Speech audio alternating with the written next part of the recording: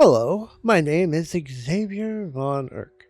This is the sixth supplemental video for a little retrospective I'm putting together the years running pervertedjustice.com, which fellow olds might know as the website that created the show To Catch a Predator on Dateline NBC. Today, I'm taking a trip home to Portland, Oregon, for a smattering of videos showing our old KPTV 12 stings right in my backyard. And in one of those two stings, that's basically a literal statement. This was a bit of a frustrating compilation to put together, as I have a bunch of footage of the 2004 sting, but am light on details. And, alternatively, a bunch of details on the 2005 sting, but am light on footage. Then again, it's been 20 years or so, kind of lucky to have anything. When I started the site in mid-2002 with another local Portland chatter named Frank Fencepost, the site only posted chats from the Portland area for around the first 6 months or so. More and more Portland chatters would sign up, and we'd eventually expand to Washington State and California as 2003 progressed. Once the website hit a lucky break in August 2003 and got a lot of exposure to people online, we were flooded with high-quality volunteers from across the nation, so we went fully national rather than simply focusing on Portland from then on. KPTV 12 is the Fox affiliate in Portland, Oregon. As shown in supplemental video number 1, they did one of the very first TV interviews about the website in September of 2003. For us, when it came time to do a media sting in the place that created our website, KPTV 12 was the station we wanted to work with. We partnered up with their investigative reporter, a woman named Carrie Tomlinson, to do a sting over Valentine's Day weekend in February 2004. Starting on Friday, February 13th, and going through Saturday, February 14th, we ended up having 12 guys arrive in basically a 24-hour period. The sting would see quite a myriad of individuals arrive, from a reserve deputy to a literal convicted murderer. Then we came back a little over a year later, in April of 2005, to pick up yet another 10 in a 2-day period. Carrie Tomlinson would quickly become my favorite reporter to work with. I would stay in contact with her to do stories for another 5 years, on and off. She holds a special place in my heart as being one of the few reporters to do a proper story on Wikisposure, a spin-off project I ran that operated from 2007 to 2010. Given that most reporters I would pitch Wikisposure's stories to would act like I was speaking Vulcan to them, only having the mental bandwidth to want to try to replicate the work we had already done with Dateline NBC, Tomlinson instead was smart enough to pick up the ball and run with it when we gave her information on pedophile activists in Portland, Oregon. She was a very intelligent reporter, capable of actually understanding the internet and issues revolving around it, and had the good sense of when to be tough and when to be light-hearted. I don't easily praise reporters. I think most of them are pretty dumb in general, even the ones we worked with that I got along with. But Tomlinson was a cut above, in my view. She's one of the few reporters I would always try to make time to respond to back in the day. When I checked my email archive while digging up background information on these things, she easily was the reporter I communicated with most over the years. At second place wasn't even remotely close. One of my biggest regrets was that we were not able to pull off a group media and law enforcement sting that we had meetings about in 2006.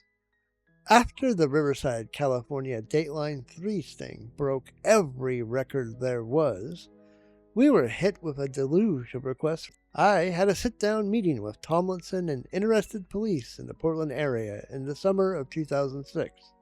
But due to our contract with Dateline NBC having media exclusivity for stings, and some issues on the police side in the Portland area, we just couldn't get the ball across the goal line to do a big operation in Portland.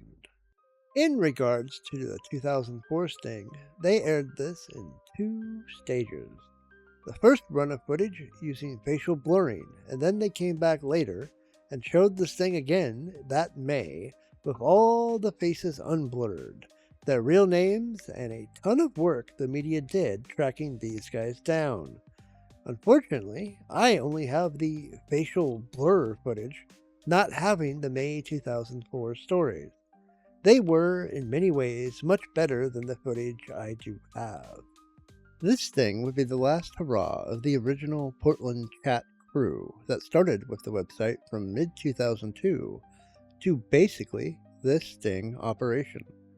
Frank was in charge of organizing this sting on our part, and it was beyond chaotic, as most things with Frank tended to be. Carrie and Frank had Frank do a lot the initial confrontation, which naturally resulted in the guys who showed up mostly running for the hills.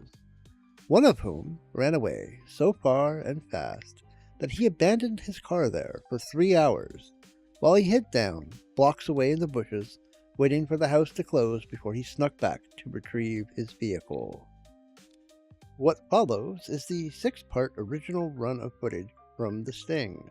The best part, in my opinion, is the interview with the reserve deputy and his wife, which is in part 5. Though the wackiest statement of the wife isn't shown in their interview, having been left on the cutting room floor. More on that after the video. What kind of grown man do you picture who would try to have sex with a 13-year-old girl? In a series of special I-Team reports, we found out that that man looks like your neighbor or any other person on the street. It is a shocking story that all begins with a computer, chat room, hidden cameras, and KPTV's Carrie Tomlinson. She joins us now live. Carrie? Well, you are now on the inside of an I-Team 12 special investigation. We set up this house in the Portland area to find out who is talking to your children online, who is offering your children sex, and even worse, who is showing up at your door to see your children when you're out of town. This is the bust house, rigged with cameras, computers, and a team of volunteers to catch predators online. Okay, he's asking me what turns me on. Fox 12 rented the house and brought in a crew from Perverted Justice, a website designed to expose dangerous people in chat rooms. You got to approach this as a person who's concerned. You got to have a genuine concern for wanting to clean up the community. Jeff goes into a chat room as 13-year-old Amy. I'm thinking little girl things like teddy bears and people who are nice and hip-hop music. Within minutes, men are chatting her up, turning the conversation to sex. He's asking if I would like to perform some sexual relations. He asked if I was a virgin. Many of the men want to visit young Amy. The volunteers get their numbers and call them to check them out. Southeast, I think. Do you know where that is? But will they actually show? We are ready with a street cam, house cam, and surveillance at the door. The porch cam. Within hours, they show up. He's on foot. A dozen men in 2 days, expecting to hook up with young Amy at home by herself, her parents out of town. But Amy is not alone. Why are you here? Why did you say those things to a 13-year-old girl? Now, we did this experiment here at this house in Portland over Valentine's Day weekend. However, the people who run that website, who do this all the time, say this happens every weekend of the year right here in Portland. Reporting live, Carrie Tomlinson, the 10 o'clock news. Carrie, we do these kinds of stories, at least on online predators, all the time. You've done undercover stories often. How surprised were you by how easy it was to get these guys to show up to see a 13-year-old girl? It was actually very easy, and it happened pretty quickly. I guess I thought more people would be just faking it, just chatting online, perhaps maybe just to have some sort of strange, bizarre sense of fun. But people really did show up. People really did follow through with their offers to have sex with young girls. Okay. That story looks unbelievable, and we will see you again tomorrow night with more on that. And a reminder that if you are a parent watching this right now, we want to tell you that if you go to KPTV.com, you can find information on how to protect your children and make sure that they are not getting into any trouble or danger on your home computer. And we are not finished. We will show you a real conversation between perverted justice and a man who thinks he's chatting with a young teen, and we'll tell you what motivates the men behind this website. All that at 10:45.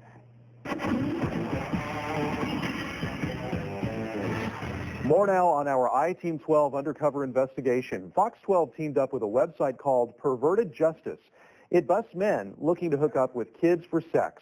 Those who started Perverted Justice say it all began with the simple goal of just trying to clean up one chat room. But the idea grew into a nationwide organization and website that attracts thousands of people every day. Okay, we'll be chatting as Girly Girl 1990 here. It's a typical Friday night for the co-founder of PervertedJustice.com. He said I was too young. Frank is cruising the chat rooms looking for men who really believe he's a young teen. And like any night, there is not much of a challenge finding what they call wannabe pedophiles. Here is one of the tamest conversations where one man writes to a Perverted Justice volunteer playing an 8th grader. Man, when are you going to be my girl? PJ responds, I don't know. When do you want to? Man, whenever you would like me to be your man, I promise I am yours for the taking.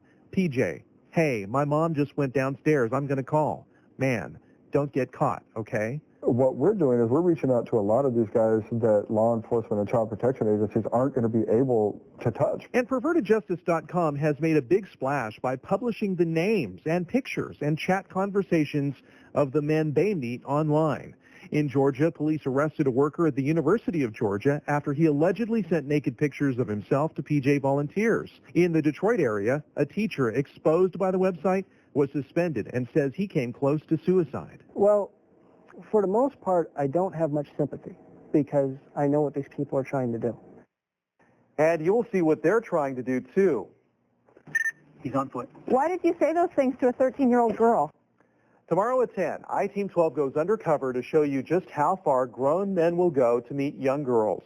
They drove miles, walked blocks. One even took the bus to get to our bust house. And boy, were they in for a surprise. Watch this Fox 12 investigation. That's tomorrow on the 10 o'clock news. Tuesday after 24. It's the undercover sting that only I-Team 12 can bring you. Why are you here? They came expecting sex with a minor. They left trying to hide from our cameras. How come you coming over here to have sex with a 13-year-old? See who showed up on our doorstep. An I-Team 12 undercover exclusive. Tuesday on the 10 o'clock news. First live, local. Tomorrow after the OC. Do you know who your child is chatting with online? I-Team 12 undercover. Expose the men who visit online chat rooms looking to hook up with kids. So what can you do? It's the ultimate internet safety guide. It's advice every parent should live by. Tomorrow during the 10 o'clock news. First live, local. Watch before these men show up on your doorstep. They came to this house, 12 men, in 24 hours. Why did you say those things to a 13-year-old girl? Instead, they met Fox 12 cameras and a vigilante website that has online predators running.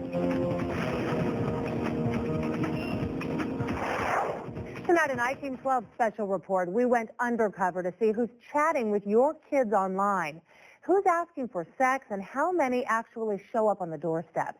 I-Team 12's Carrie Tomlinson is live at the Bust House in Portland. Carrie? Yes, we rented this house. From the outside, we set it up to look just like a normal house. On the inside, it's empty except for this room, this bedroom upstairs. This is the computer room. We brought in volunteers from a website called Perverted Justice. Their job, they believe, on their website is to expose people who try to hook up with young teens online. So tonight we show you who they brought to this house this weekend to meet up with young girls.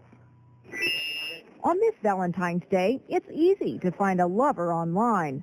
The problem is, this romance could mean trouble. He's being cute and doesn't want to give me his real name. But Frank poses as 13-year-old Missa. An adult male we'll call Dan strikes up a chat. 13 is really young. Is your homework done? Yes. But the conversation quickly becomes very graphic. You're very young, you know. Yeah, but I really want to. Later. Do I need condoms, Vaseline, for the... It might hurt without. Can you bring me some chocolates for Valentine's Day? Probably not. Hope you really like to...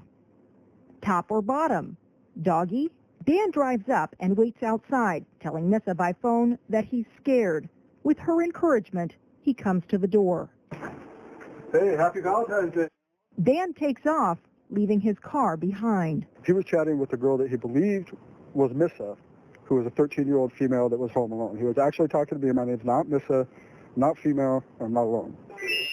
Back online, a man we'll call Eric talks to Missa at length. He does not ask her for sex. He does, however, want to come over and visit tonight and believes 13-year-old Missa is home alone. This man shows up at the door. Hey, what's up, man? I'll get the wrong address. No, you don't have a wrong address. Yeah, you don't. He claims someone called him and told him to come by and visit. Who are you looking for? Tracy? Who's Tracy? I'm not going to say anything. We ask him who called him, who told him to visit, but he does not answer. I'm not going to tell you who asked me to come down. Just leave me alone. He walks, then runs to his car, parked a block away. Finally, Missa meets a man we'll call Larry. Larry tells her he's visiting from out of town. I am really horny. You sound very sexy, Missa. Are you wet? He says he'll meet her at her house in his white SUV, a rental car. Will you be waiting in the window for me or on the porch? This car shows up at the appointed time. We meet him outside. Who are you looking for? I'm not looking for anybody. Oh, John? Where am I from? Yeah, that's what I asked. I'm from, I don't know. Is this a rental?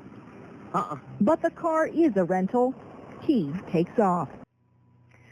Now, in the coming months, Fox 12 plans to do an in-depth investigation and identify as many of these men as possible. And if we identify them, bring you their names, their faces, and their identities, because Fox 12 believes this is a public safety issue, part of a growing problem in this area. Back to you. Disturbing story. Carrie, what do you have coming up tomorrow night? Well, tomorrow night we're going to talk with a man who confessed to us right outside in our driveway out here. We will show you what he had to say online, his confession, and his apology coming up tomorrow night. Okay. Till then, if you are a parent, our story might have you wondering what you can do to keep your kids safe. And on our website, kptv.com, you will find information on how to protect your children and make sure they're not getting into trouble or danger on your home computer. KPTV's Hillary Hutchison is here live to show us more about the Internet Safety Guide. Hillary? That's right, and there can be a lot of dangers on the Internet, but there are also a lot of helpful resources for parents. Of course, we're featuring many of those on our website, kptv.com. All you have to do is go to our Parents Guide for Internet Safety. From there, you'll find all kinds of information like 7 signs to look for to see if your child is at risk, how to minimize the odds of your child being a victim, and what to do if your child is a target. Plus, there are links to fight online child exploitation, publications on children's internet safety. Those are put together by missingkids.org. And there are also some KPTV features we have with information on what kind of software you can install to screen potentially dangerous chat rooms and websites. And of course, there are plenty of sex offender databases featured on that as well. Again, that's kptv.com, of course. Reporting live, Hillary Hutchison, the 10 o'clock news. Okay, Hillary, and we are not done yet. Coming up at 10:45, the man who's chatting with your kids could also be someone you know and trust. We've had priests, members of the clergy, primary school teachers. In about a half hour, we will talk with law enforcement about how they're dealing with the growing problem of online predators and how they feel about groups like Perverted Justice that take the law into their own hands.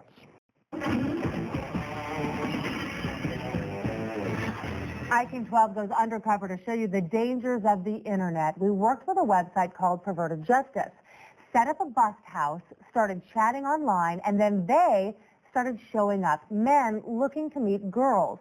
And our Fox 12 cameras caught it all on tape. Now, members of Perverted Justice are not officers of the law. In fact, some police don't think what they're doing is such a great idea, but they do agree that there are a lot of predators out there looking to take advantage of kids. KPTV's Hillary Hutchison is live in News Control with that part of our team coverage. Hillary? Right, Wayne, and the Multnomah County Child Abuse Team is going after funding to hire 2 more agents to go after online sex predators. Also, the FBI is picking up speed in the fight to clean up the cyber streets. Before there was Perverted Justice, there was the Innocent Images Task Force. You could have a 5-year-old FBI agent portraying the role of a 13-year-old girl. In the past decade, the national program has put FBI agents on the cyber streets to troll for child predators. Here in Oregon, we certainly have more agents now than we've ever had working on. The Oregon branch started about 2 years ago. Since then, 5 predators have been prosecuted for exchanging child pornography with undercover agents, and 5 have been prosecuted for trying to meet an undercover agent for sex. 2 notable busts include the arrest of Clark County Minister Thomas James, who admitted he planned a sexual rendezvous with a child who was actually an undercover agent, and recently agents arrested Gresham Middle School teacher John McPartlin, accused of soliciting sex from teenage boys online. The FBI says one concern with private groups that imitate innocent images is that FBI agents and vigilantes might actually run into each other in a chat room. I don't find it helpful. Well, I know they're not able to figure out who we are easily, so I don't want to waste my agent's time talking to someone who's not a subject. And while the head of the FBI in Oregon is cynical about law enforcement's ability to stamp out the online predator problem, I believe some of these folks would be committing these crimes if there was a police officer standing over their shoulder. he says there's good reason to keep innocent images growing. Just one child at risk is plenty of reason to work these kind of violations.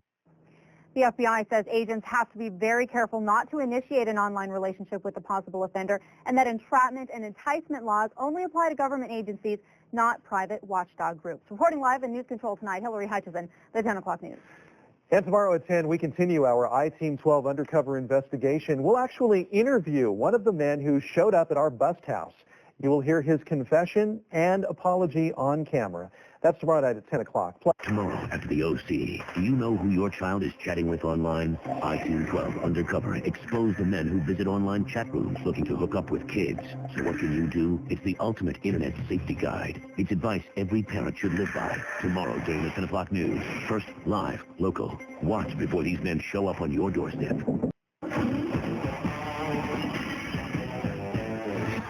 Tonight, a former Sheriff's Reserve deputy speaks out about why he tried to hook up with a young teen he met online. Michael Benton worked for Clackamas County until he showed up at our bust house. It was part of our undercover investigation into chat rooms. I-Team 12's Carrie Tomlinson is here live now with Michael Benton's story. We met up face-to-face with Michael Benton on Friday night as he knocked on our door expecting to meet a 13-year-old girl from a chat room. Well, now tonight he has lost his job and quit his post as a reserve deputy. And tonight he explains how it all happened. Hey, what's up, man? I'll get the wrong address. No, you don't have the wrong address. The last time we saw Michael Benton was here at the bust house in Portland. Who asked you to come down? I'm not going to tell you who asked me to come down. We did not know how he would react when we came here to his house in Malala. It's been hard. His wife answered the door. 21-year-old Heather said Michael wanted to talk. I just pray and hope that, he'll stick with us, and I really believe in him, because I do know people can, if you truly repent, you can really change your ways. Inside, the 29-year-old former reserve deputy says he does indeed repent. I want the truth out.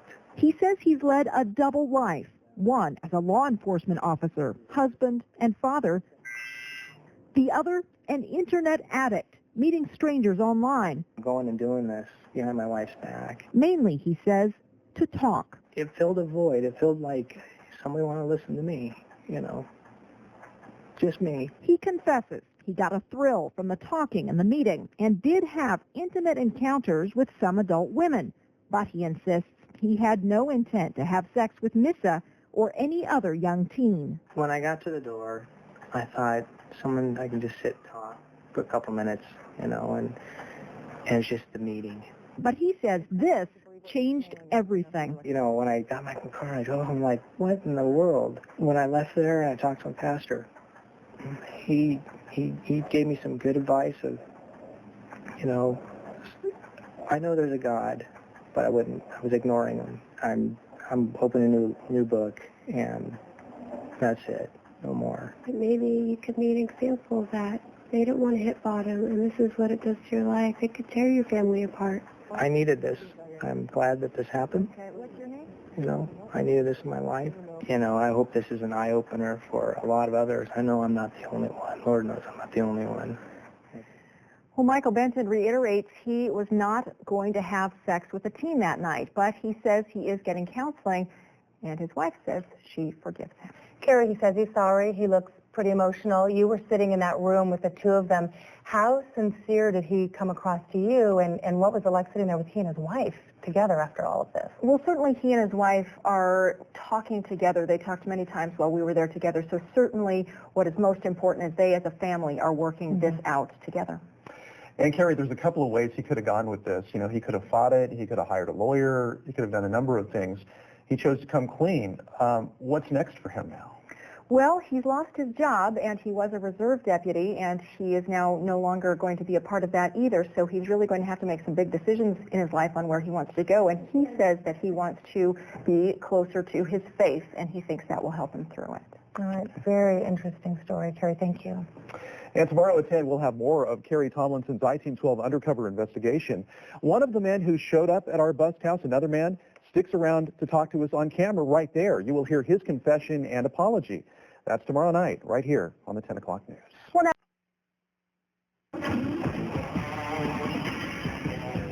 They came to this house, 12 men, in 24 hours. why did you say those things to a 13-year-old girl? Instead, they met Fox 12 cameras and a vigilante website that has online predators running.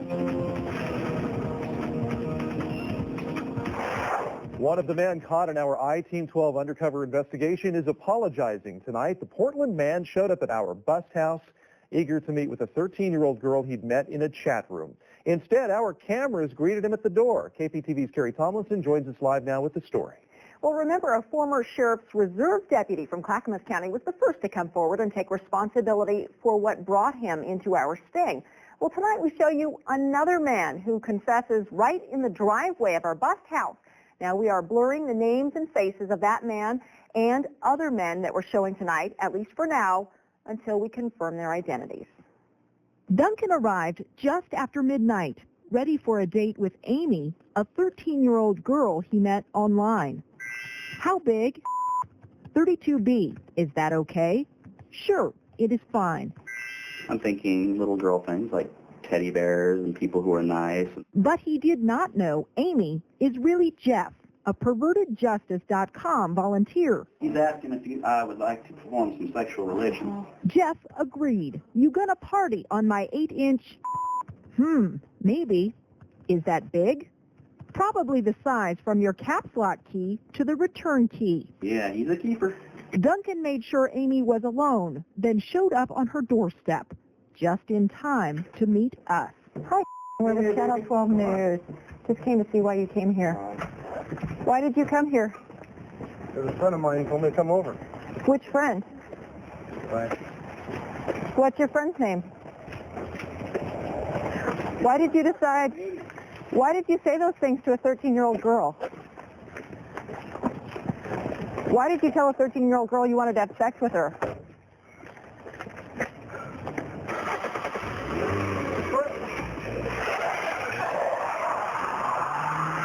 You got to approach this as a person who's concerned. You got to have a genuine concern for wanting to clean up the community. Henry's plans were not so graphic. The 24-year-old offered to go to the mall with Amy or play video games, or this. I'll go from head, toe, and everywhere in between with whipped cream. Young girls on the internet. But the former security guard, still in partial uniform, explained that was just a joke. Oh, that was just kidding about that. I wasn't actually going to do that. You were just kidding? Yeah, we have people do that all the time, just goof off on the internet, have some fun. It was a special night for Vince. He told Amy it was his birthday, and he wanted oral sex. They make you work on your birthday? A perverted justice volunteer called Vince pretending to be Amy. You should quit. He may quit, not his job, but chasing young teens online. And then we just wanted to know, why are you here? Oh, well, I just met her online, to be honest, and we're going to come over, but obviously not. And this is my first time I ever gotten into some trouble like this, and I do not want to get in trouble again, that's all. Why did you want to have sex with her? You were going to have oral sex. I mean, I don't know. I'm not a pervert. I'm not sick. I don't know. I really can't explain that, but I'm sorry. So this is your first time? You've never done this before? No. And you thought it was okay to do it? I know it's not okay, but I don't know. I wasn't thinking, and I wanted to let everybody know I apologize. Well, a note here, that man who confessed told us his name, and if that is his real name, it was not his birthday that night. It was just a ploy to get what he wanted. Our I-12 undercover investigation continues next week. We'll show you more of the men who came to meet Amy and the other girls online. Carrie Tomlinson, the 10 o'clock news. As I've gone on about prior, I hated media blurring. So did our forum readers. The producer on the KPTV piece and I had a little back and forth on it. Nothing super serious, but then the forum members started in, so I had to jump in and defend the guy to quell their over-the-top reaction that wasn't really needed.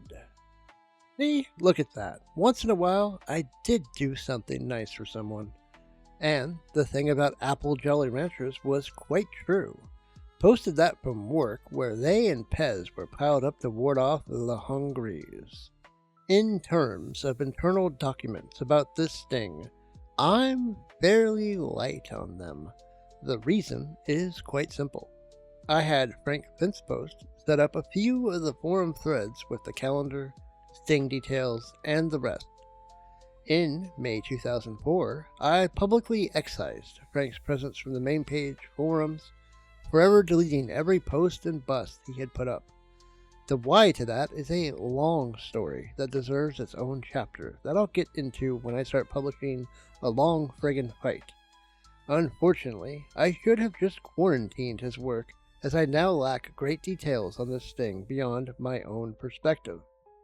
It also meant a few of the individuals from this sting don't have available chat logs, even on the Internet Archive.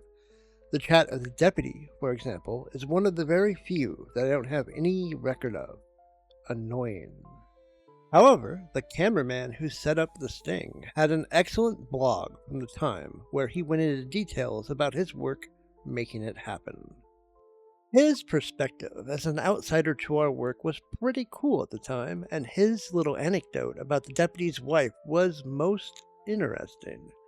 Ah yeah, the tools of the devil indeed, he works most nefarious. James Cameron apparently was one such weapon in Mephisto's arsenal, as the wife cited films like Titanic as being at least partially responsible for her husband's attempt to meet up with an underage girl for sex.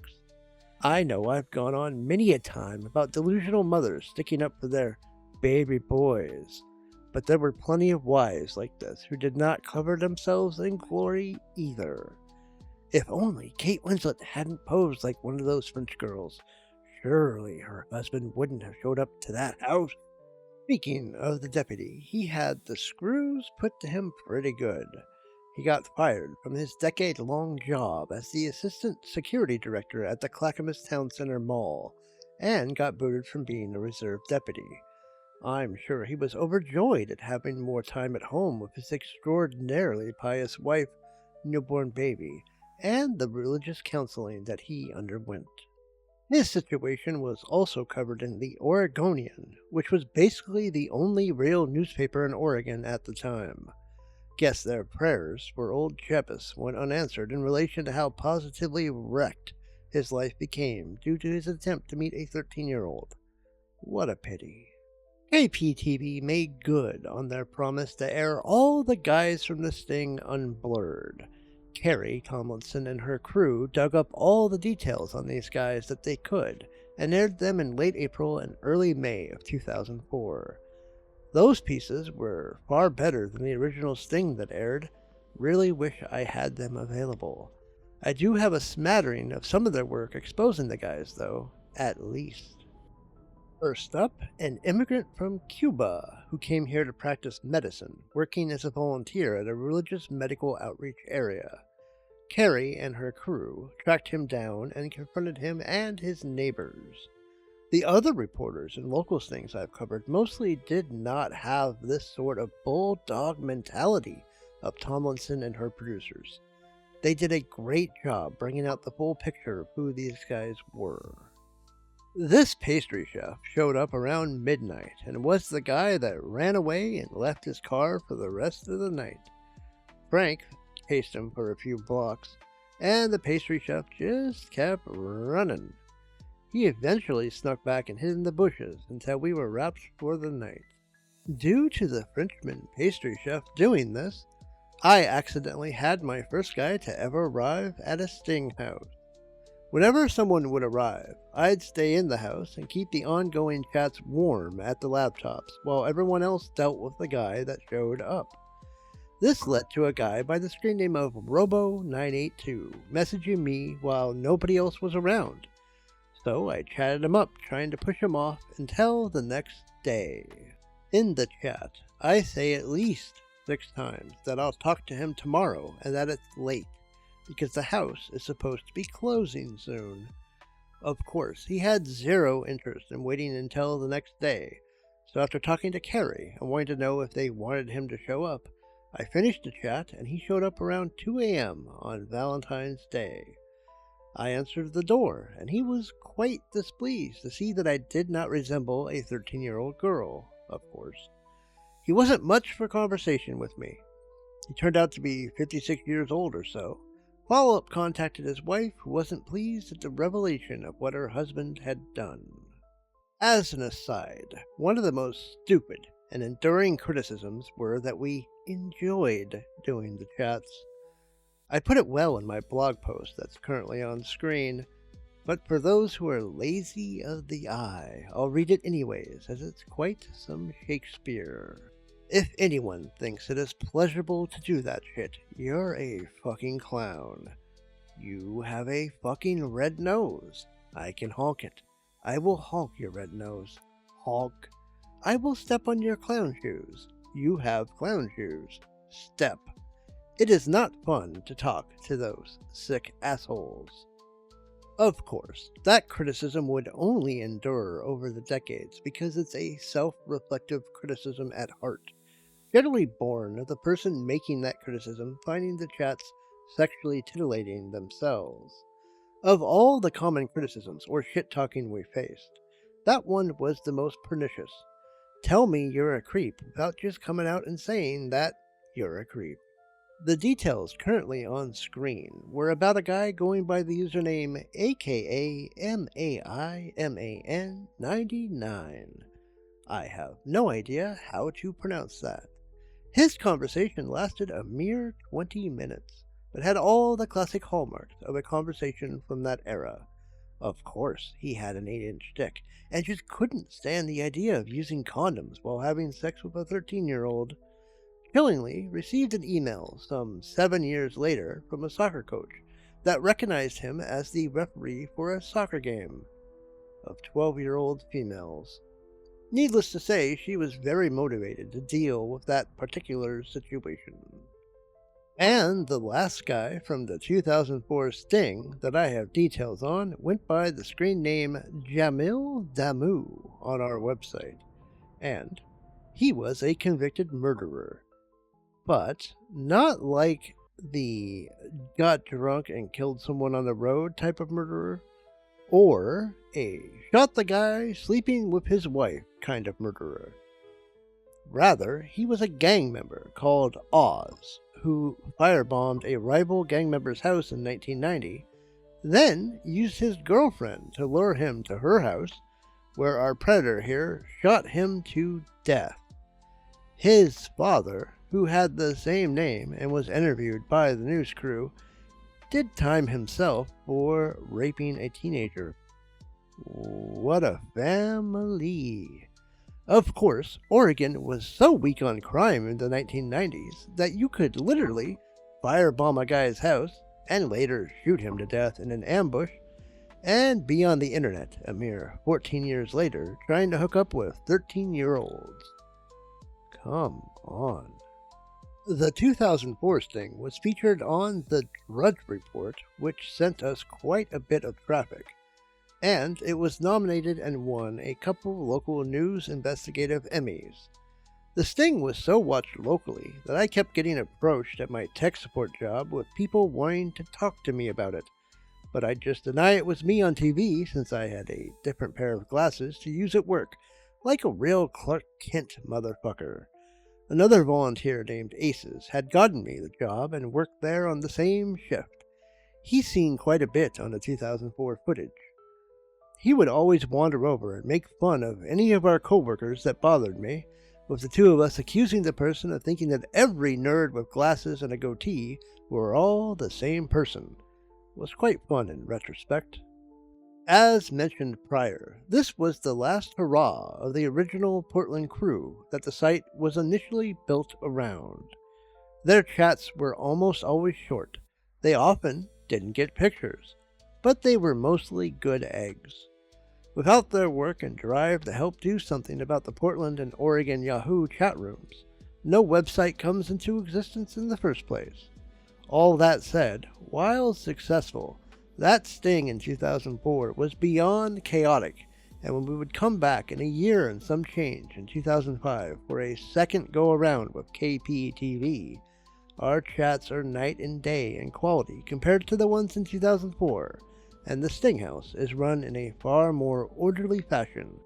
The 2004 Sting was done in the Mount Tabor area of southeast Portland, pretty close to Franklin High School. I thought that a Sting House couldn't get any closer to my stomping grounds than that, since I went to Franklin High School and grew up close to the Mount Tabor area on and off as a kid. Well, the 2005 Sting proved me extremely wrong in my assumption.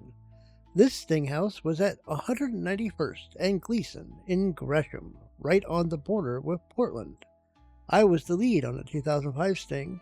Here's my location write-up from the time. Check out all those details about the businesses at 181st Street at the bottom, 10 blocks away. Pretty detailed. Was it simply my prodigious knowledge of the Portland metro area, or... Is that true? I've walked it. Jesus Christ.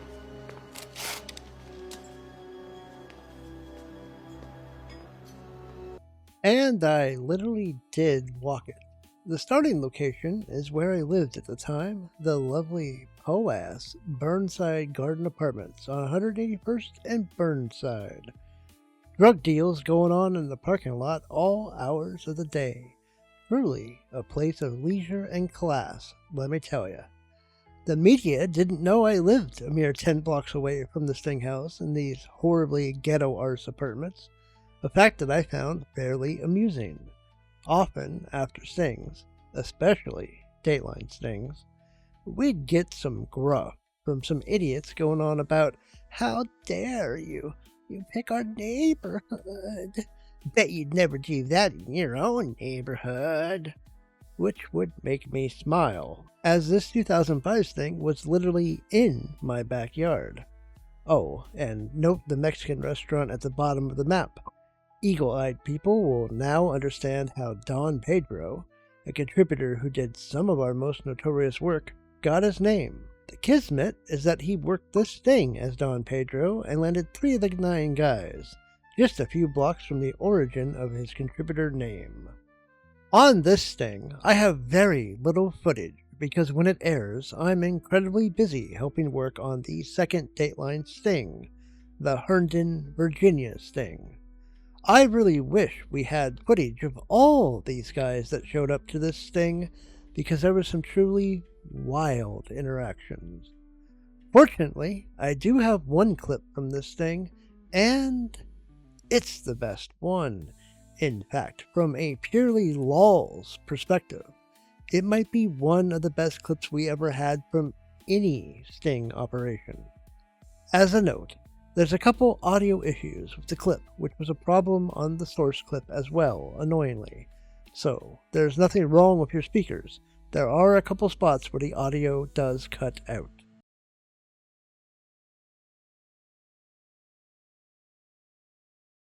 In tonight's Final Cut, I-Team 12 does it again. Tonight we show you the results of our cyber sting. Who's talking to your kids online? I-Team 12's Carrie Tomlinson has the story from News Control. The first face we're going to show you is someone who has very unique tastes. Now, first off, he said he'd bring Crown Royal for his young date because he thought it would be more exciting if she was a little bit out of control. But that was just the beginning.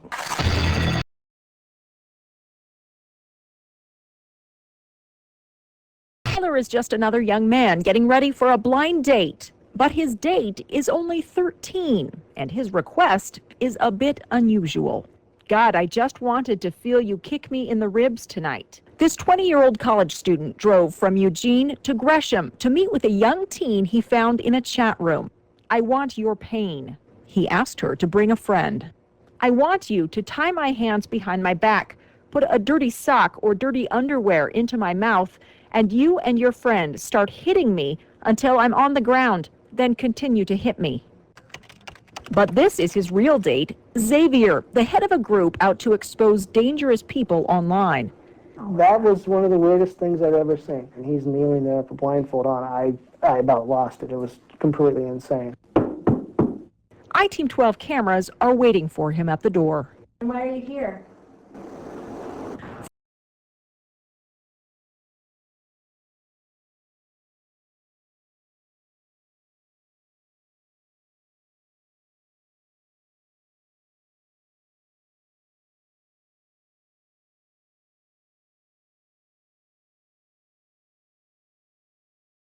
Fellow students at the University of Oregon are surprised, especially at Tyler's most dramatic request for the girls to kick him in the face and drink the blood running out of his nose.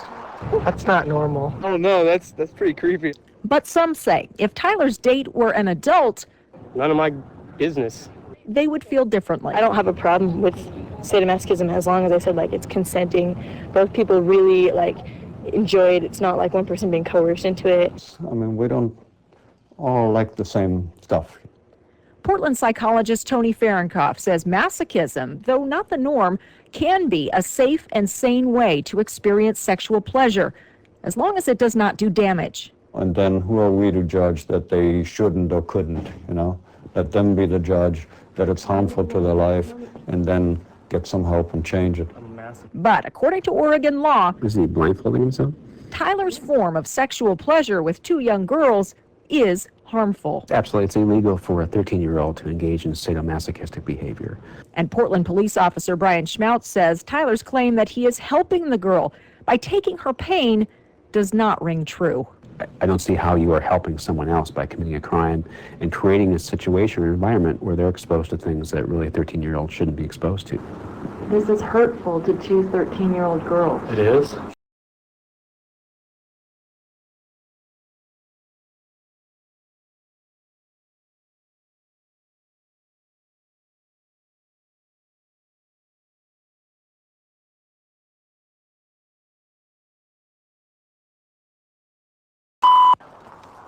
Oh my God, you guys can't do this to me right now. I'm leaving. So I came with no intention to do anything wrong with. Down at his desk on campus where he studies architecture. He finally said off camera he had no idea he was breaking the law. And he adds, this blind date has opened his eyes for good. It's inappropriate, it's illegal, and it's the kind of thing that would hopefully put someone in jail. Now, Tyler Mount did ask for sex during the 57-page chat, but at the very end of the chat, he said he didn't want to go through with it because, first of all, he didn't know the girl, and second of all, he thought he would get in trouble. We'll show you another face tomorrow night at 10. In News Control, Carrie Tomlinson, the 10 o'clock news. And I-Team 12 is just getting started. Be sure to tune in tomorrow night for part 2 of the Cyber Sting. That's tomorrow only on the 10 o'clock news.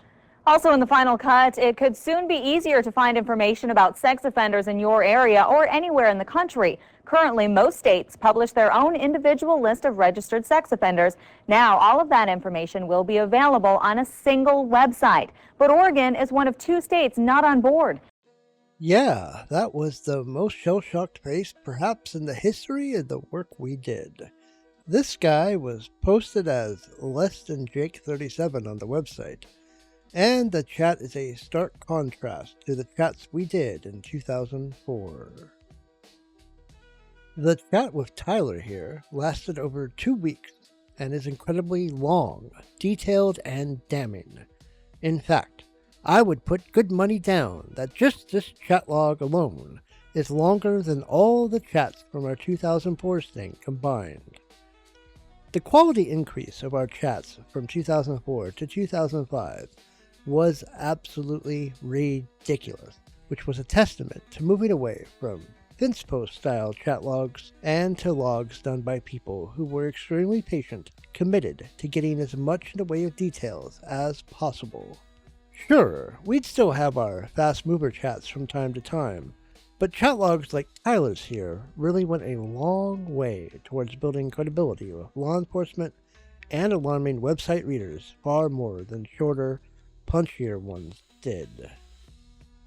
His dedication to sadomasochism extended to the phone verify, where he went on about how much he deserved whatever he had coming to him, given his lack of ability to find the Sting house easily.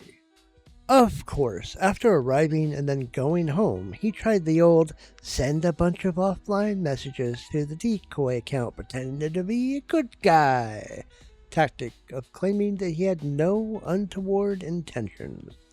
Now, you might be sitting there being soft-hearted. Come on, admit it. He's young, right? And he just said that all he wanted was the young kids to beat him up. Man, so cruel to expose this guy on TV and interview his fellow college students. But, as always, there's the usual lesson of read the chat before you start to give out your pity. Ah, the snippet from the chat, right on time. Sure, he didn't intend on engaging in sexual activity. Always the same bullshit from these guys. There's no creature on this planet that is more feckless, delusional, and whiny than the modern American male. Anyways, the chat is actually quite good overall, very unique. We ran into a lot of wannabe dominants back in the day. It was fairly rare to run into a pain fetish submissive. Hopefully Morty over on her chat log reading channel covers it someday. There's just so much awkwardness and cringe to it. It's also interesting how he tries to sub from the bottom, basically attempting to plant the seeds of what he wants to happen through suggestion. Follow-up did the work on this fellow, contacting everyone at his college and even tracking down his mom in Montana to make sure she knew what her kid was up to online in Portland. I was extremely surprised that we were able to pull 10 out of Portland at this time in 2005. We had worked over the Portland room so incredibly thoroughly that working Portland or Oregon rooms themselves was more an exercise in patience than it was a feeding frenzy like it was in most other parts of the country. People in those rooms were beyond paranoid due to how much we had bombed them over the last couple years. Of course, breaking down who arrived, we had a few guys from Washington rooms, and Don Pedro branched out the gay.com chat rooms to pull in another as well. Some quick notes on some of the guys that showed up. Don Pedro's first arrival was username MeReggie5. He was a very arrogant individual and had placed himself in positions to be close to extremely underage males. Something apparently his wife hadn't taken notice of. He was working both as the babysitter to a 10-year-old boy and as a swim coach for young males at a local high school and an athletic club. So yeah, a real bad hombre.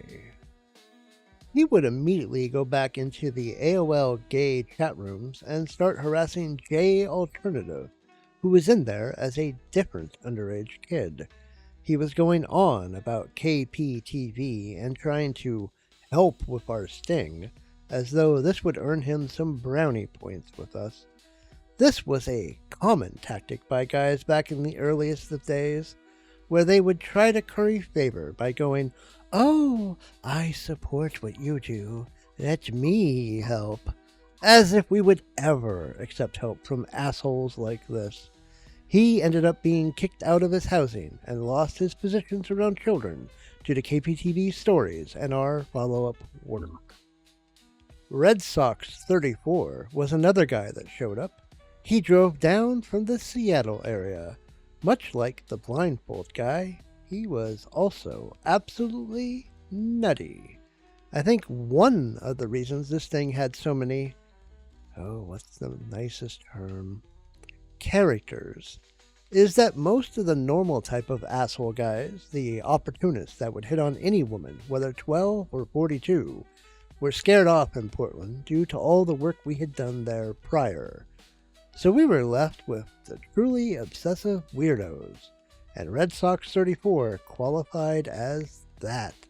One of my roles coordinating in the house was to step in and drop in chat lines if guys started lying to Carrie Tomlinson while she interviewed them.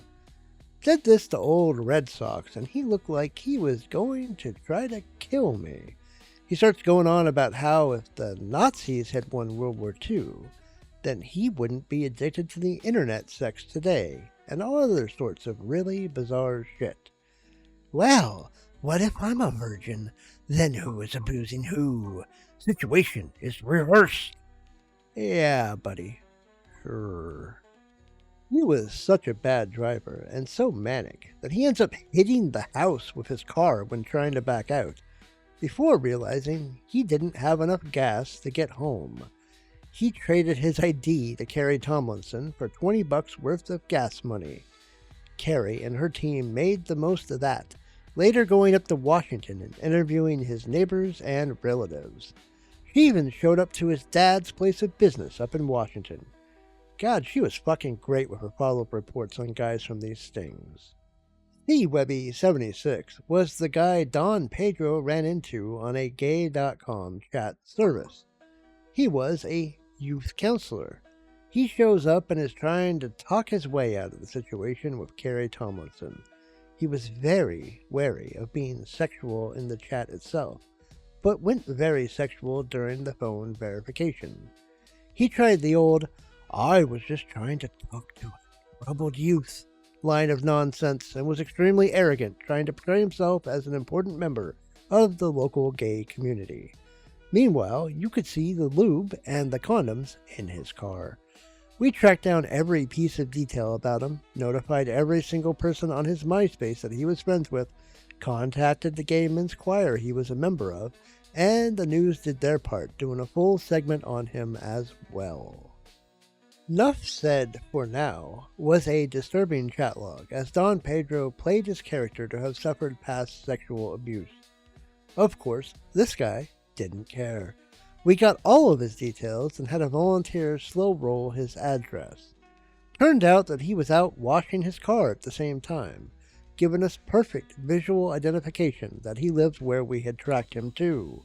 A volunteer flyered his neighborhood, and all of his neighbors were contacted.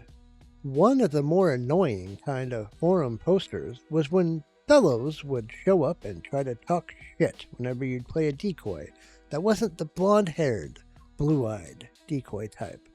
Even our gay contributors playing underage males would get that from time to time.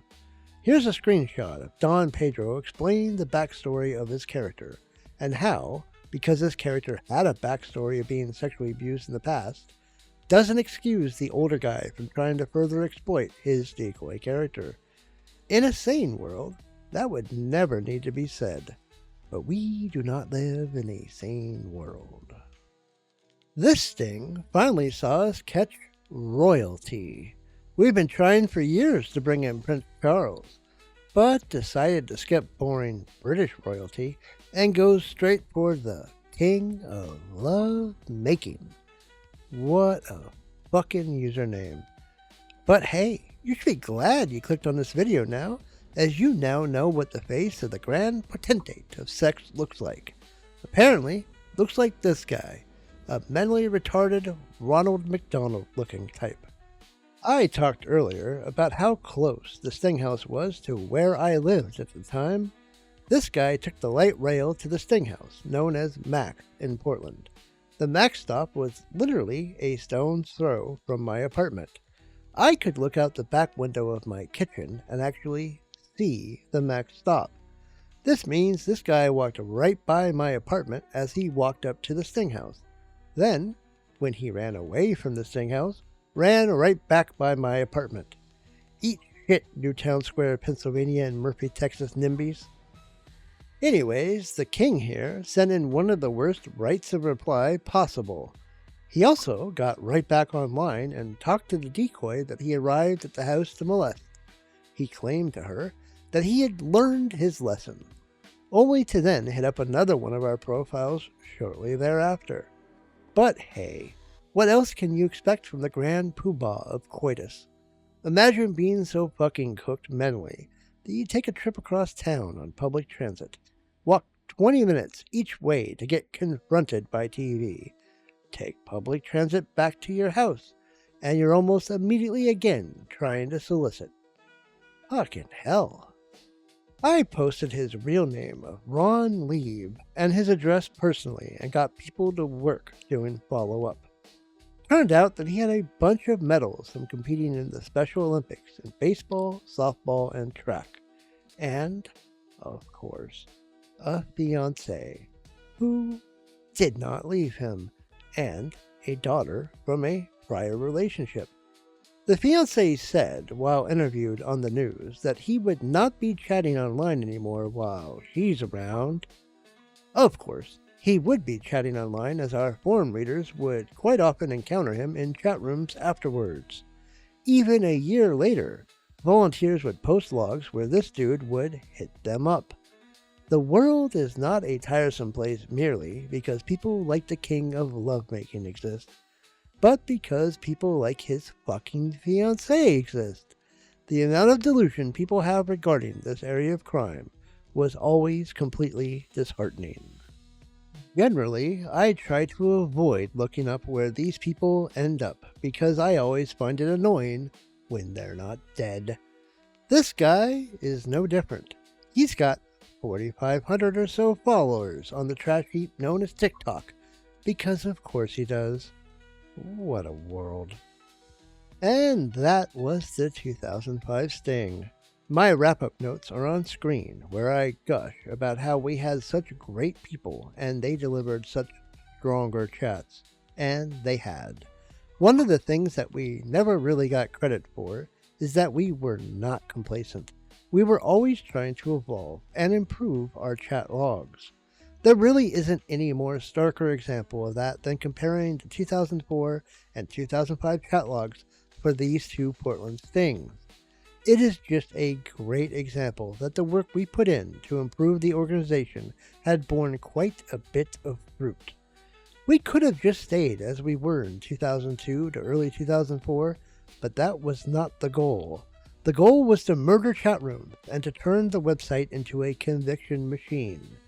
We weren't quite there yet in mid-2005, but we were well on the way. At the end of the day, what good did all this work do in Oregon? We didn't get any arrests from our work with KPTV 12, no convictions. But there's a good reason for that.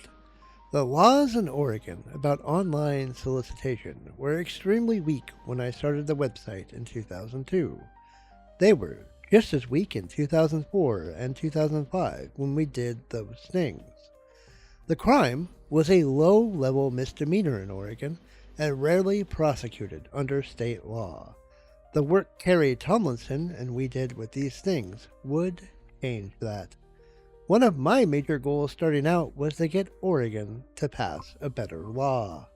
In April of 2005, on my birthday of all days, I was invited to do a 90-minute presentation to the Crime Prevention Association of Oregon, and I used that as a platform to exhort those attending to push for a better law, while having Del Harvey and a couple others talk about various other elements of the problem and the work we did. Carrie Tomlinson of KPTV was also there, presenting on the work they did on their side of the 2004 Sting and what they had uncovered. My goal in doing the conference was to push for a better law, because the conference was filled with law enforcement and child protection advocates, and I figured nobody would listen to me when it came to lobbying lawmakers, so my hope was that the attendees would push the ball forward. These efforts yielded results in March of 2007. Carrie Tomlinson and I were invited to present to an Oregon legislative committee that was debating a bill, 3515B, which was designed to make online solicitation, finally, a felony across all of Oregon. It was a personal highlight to present to them about the need for such a bill at the hearing, and a real honor to have been invited in the first place. I must have done all right, because most of the news stories at the time about the hearing mentioned me. This one is a good example. There were 18 of us invited to present, but there I am, the only person singled out. That's not a brag. I honestly had no idea at the time if I had done a good job or not, so seeing the media articles about the hearing single me out was a real confidence booster. The bill passed unanimously and became an impetus for Oregon law enforcement to put more effort into getting Oregon internet predators arrested, as they finally had a felony with teeth to charge these guys with. The problem of a lack of a specific law against online solicitation that had vexed me for 5 years was finally fixed, and remains a personal highlight of all the effort that went into what we did back in the day. On the off chance that anyone listening to this has ever wondered why the comments about my little T with that ancient reporter didn't bother me, why the lies about what we did to Bruce Raisley rolled off my back, how the stupid comments due to bullshit articles filled with falsehoods from Gawker and Radar Online never caused me that much angst, it's because of shit like the above and getting this law passed. Morty over at Morticia's Chatlog channel had an introduction to her Donald Morrison Chatlog reading that I absolutely adored, where she went on about how I know everyone thinks I'm an asshole, and I don't really care. Shit like Oregon Bill 3515B is exactly why I don't give a damn when I see someone talk crap about me all these years later. I know what the work of pervertedjustice.com accomplished, both in Oregon and nationally, and none of the moronic comments by people in the decades that followed changes any of it. We made this problem a national issue and changed laws across the entire country, including at the federal level. So what if I ended up being a mostly reviled online villain due to throwing myself in front of lying-ass media attacks? It was well worth it.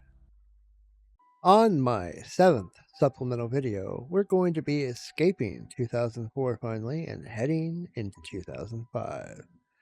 We had both Chicago and St. Louis scheduled media stings canceled on us in late spring 2004 due to the reaction at the new Town Square, Philadelphia sting, in my opinion. Those affluent idiots caused so much controversy that both Chicago and St. Louis got cold feet, worried that they'd face similar reactions from morons. The rest of 2004 was spent on a variety of wild and insane situations, from dealing with psychotics that had formed a couple organizations to try to destroy us, to finding the information that rescued an abducted kid and the massive fight that spawned from that, and doing a couple small media follow-up stings in Milwaukee and Kansas City that I have exactly zero footage of.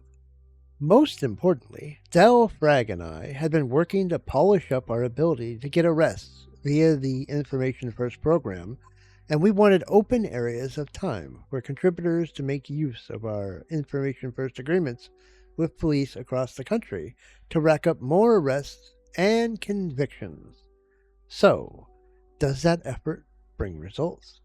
Well, come back for the next video, which will be a compilation of early arrest news stories from across the country, 7 in total, mostly from 2005, and some of the crazy stories surrounding those arrests.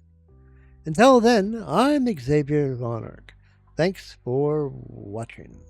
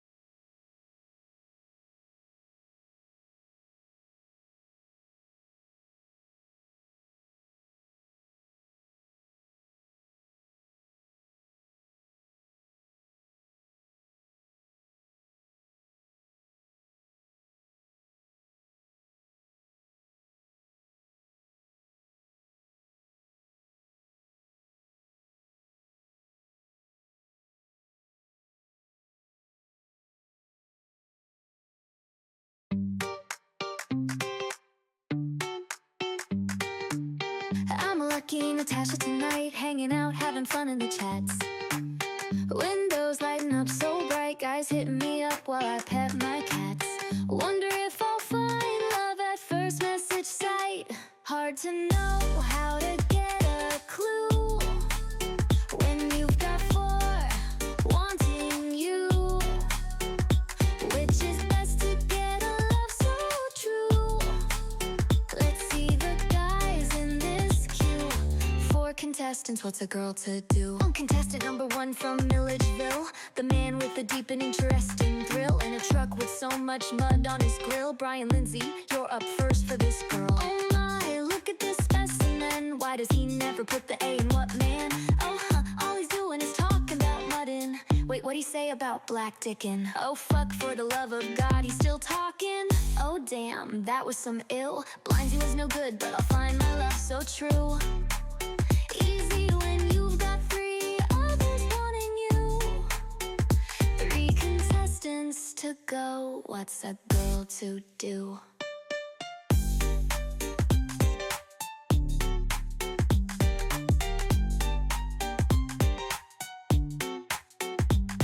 And contestant number 2 from Carlton, he's got virtual roses, so much fun. His fetish for boots is number 1. Gerald White, you're up second, son. Oh, look at that, it's a rose. And look at all this romantic prose. Weird fetish for him to disclose. Boots, boots, boots in which to have me pose. Oh, fuck this, gonna shove a rose up his nose. Well, that's so much for those 2. Gerald was no good, but I'll find my love so true. Easy when you got 2 more wanting you. 2 contestants left, what's a girl to do? Contestant number 3 from Fayetteville apparently has a dick and is hung real well. Oh, and a big truck that sounds real swell. Joe Myrick, third up, give her a yell. This one is saying nice things, can't complain. Drives all over, bet he really knows the terrain. Geez, he types a lot, this is getting mundane. Oh, past charges of battery, what a pain. Holy shit, didn't realize he does all the cocaine. Well, gee, those 3 were a freaky zoo. Joe was no good, but I'll find my love so true. I mean, this last one has to have a clue. If he doesn't work out, what's a girl to do? And the last contestant from Marietta, he's a real legitimate go-getter. Against bad drivers, he has a vendetta. Jim, clean your last up, what's your agenda? Oh hey, this one seems fixed a little bit different. And the shop vacs, he is certainly not ignorant. Geez, joking around about being arrested is insolent. Every damn time I hear his voice, he's even more repellent. Oh sure, now claim that a little wine clouded your judgment. The last of the 4 and he was boring too. Nobody in Georgia for me to find my love so true. How did I end up with those 4? Have no clue. That was the world's worst online queue. Nobody left to talk with, what's a girl to do?